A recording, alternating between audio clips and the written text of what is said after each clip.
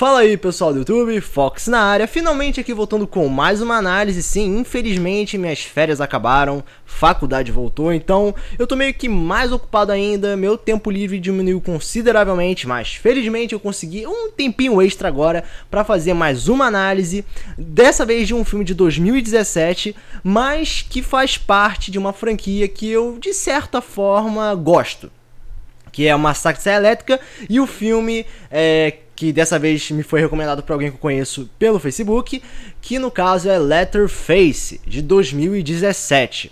Então galera, nessa análise eu não vou considerar muito as mudanças que esse filme fez. Nós sabemos que já foram lançados vários filmes da franquia Massacre da Serra Elétrica, e nesses vários filmes foram feitas mudanças significativas, tanto na origem, quanto, sei lá, nos personagens, atitudes e etc, enfim. Como já teve mudanças no passado, eu não vou considerar as mudanças feitas nesse filme, eu vou analisar somente o que foi apresentado neste próprio, do início até o fim. Como sempre, levando em consideração as mais importantes, mais atrativos e tudo mais. Eu vou começar com essa análise. Então, galera, logo, de maneira geral, eu posso dizer que o filme é muito simples. É muito, como eu posso dizer, ele tem uma carência de coisas diversas. O filme parece que foi feito pra você entrar no universo do Massacre da Serra Elétrica e facilmente ser retirado. Porque esse filme apresenta um conteúdo tão leve que você nem percebe que o filme já acabou. Não é? Nós temos uma duração de 1 hora e 27 minutos. E na minha opinião, agora falando da duração do filme, 1 hora e 27 minutos não parece ser uma duração adequada para um filme de terror. E voltando à questão da simplicidade do filme, cara, eu posso dividir esse filme em 4 partes. É sério, é uma coisa muito resumida. E vamos começar primeiramente falando da parte 1, que está associado à apresentação e aprofundamento da família Sawyer. A família Sawyer é uma família, como vocês já conhecem, pelo menos quem está ligado com essa franquia, é a família do Leatherface. E eles apresentam aquela postura de pegar pessoas, serem pessoas meio loucas, maníacas, que cortam gente, sangue pra todo lado. Então é exatamente isso que o filme apresenta inicialmente. Cada membro, ou pelo menos alguns membros da família Sawyer, e a devida postura de serem pessoas completamente loucas. E é claro que também tem a questão visual, que esse filme ele respeita o ponto de sangue e carnificina apresentado nos últimos filmes, então não tem nenhuma censura ou limitação. No entanto, essa parte 1 apresenta um problema que é carregado até o final do filme, que é a questão da atuação. A atuação é um tanto medíocre, e às vezes você realmente não consegue sentir muita coisa sobre o que o personagem está sentindo, então é meio complicado avaliar aquilo como algo que preste. Mas eu diria que minimamente é algo agradável de certo modo. Como eu falei, é um filme que é um filme que consegue te trazer pro universo, mas você não consegue levar tantas coisas a sério assim.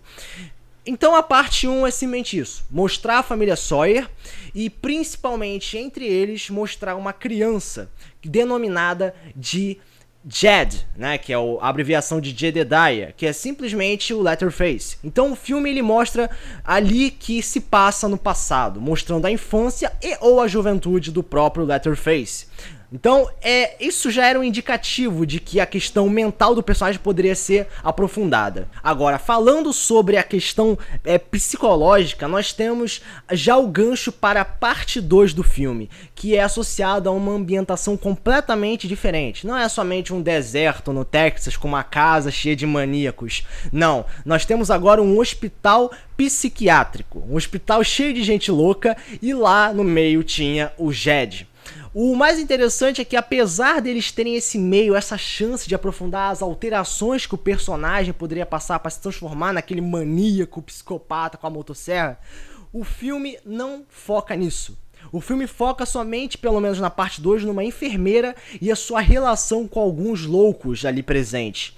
Entre esses loucos nós temos 2 que se destacam, que é o Jackson, uma figura que se parece normal, né? Uma pessoa que não parece tão louca assim, que tem como eu posso dizer, a postura mais associada à normalidade, e um tal de Bud, que é um cara gigantesco, meio brutamontes, meio retardado, e que, cara, se encaixa perfeitamente com as características do Leatherface. Então o filme já dá uma dica ali de que ele poderia ser o Jed. O nome Jed não é mencionado na parte 2 ou na parte 3.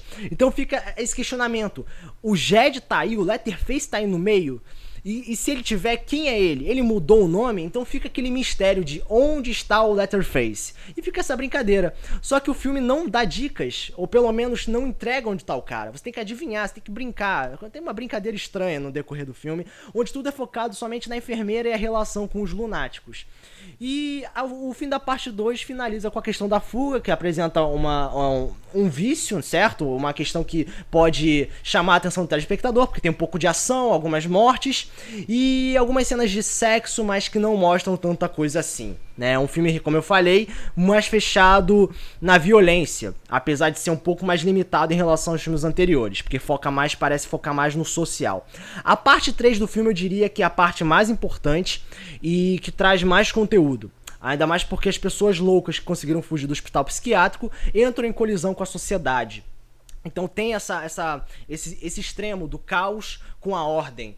E junto a isso, claro, tem a violência, que infelizmente se fecha só numa lanchonete, envolvendo sangues e mortes e tal, mas não tem a questão quantitativa ali no meio. Mas junto a isso nós temos a exploração, pelo menos quando eles estão na floresta, a exploração mais humana, empática dos próprios criminosos, ou dos próprios loucos e etc, dos próprios assassinos. Então dá pra sentir um pouco de empatia perante eles, mas não é focado na motivação ou no passado de cada um. Parece que eles focaram mais nos relacionamentos do presente e ignoraram completamente o passado de cada um deles para trazer mais humanidade.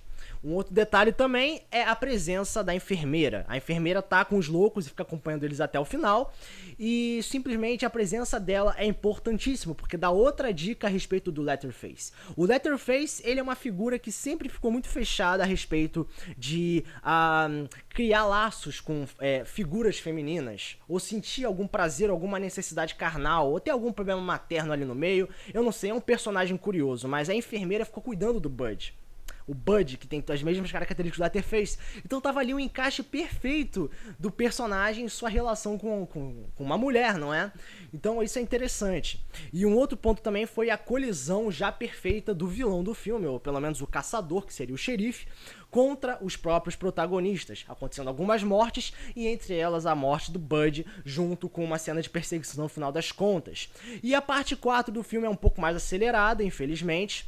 Não é focado na questão social, é mais focado na questão da família Sawyer magicamente voltar a ter foco, né? Porque eles passam o filme todo sumido, que, cara, isso deveria ter sido o foco de atenção do filme, mas não é. E no final das contas o vilão morre e temos a transformação completa no caso, o Jackson no Leatherface. O Bud não era o Leatherface, era o Jackson.